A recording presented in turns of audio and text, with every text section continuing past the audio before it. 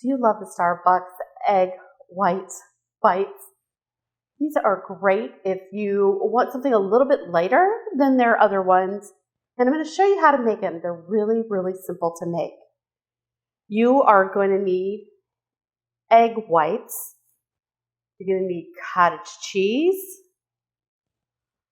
Monterey Jack cheese, feta cheese, a little bit of butter. This gives this a little bit of nice fat to it. You're going to use some cornstarch because we need these to set up.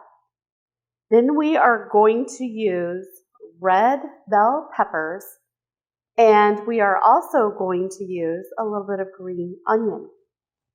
These are simple to make. We are simply going to toss all of these ingredients into a blender.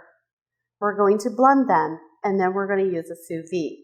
Now, a sous vide is a type of cooking where things are cooked slowly at a certain temperature. The food never ever cooks in a sous vide. And when you cook these egg whites, when you cook them in the sous vide, they come out really nice and light, and they have a great, great texture. You can make these in the Instant Pot. I will share directions for those on my blog, so click in the description down below, and you can go to my blog and see how to do this in an Instant Pot. But for now, we're going to do these in the sous vide because it's really the best way to make these. First, we're going to put in our eggs, our cottage cheese, Monterey Jack cheese, feta cheese, the butters for flavor and fat. Cornstarch helps bind everything together. Red bell pepper, green onion. We're going to blend these together till it's a nice uniform mixture.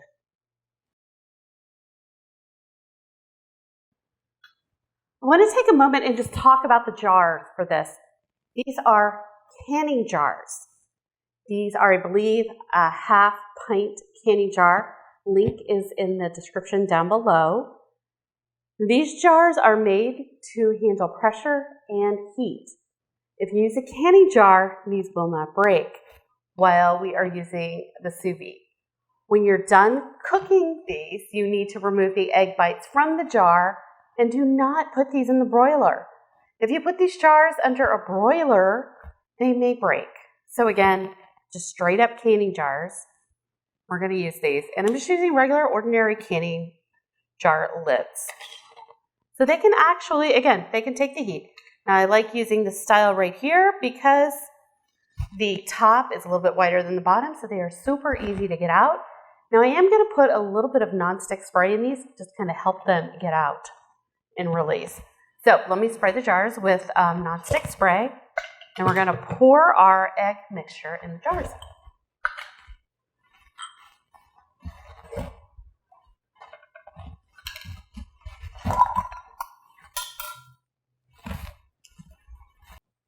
Next thing we're going to do is we're just going to screw the lids on, and then we're going to get our sous vide ready.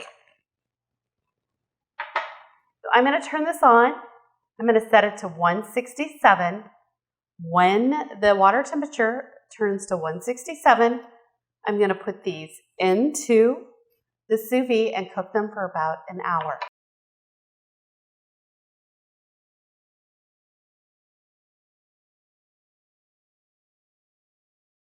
So it's time to go ahead and give this a taste.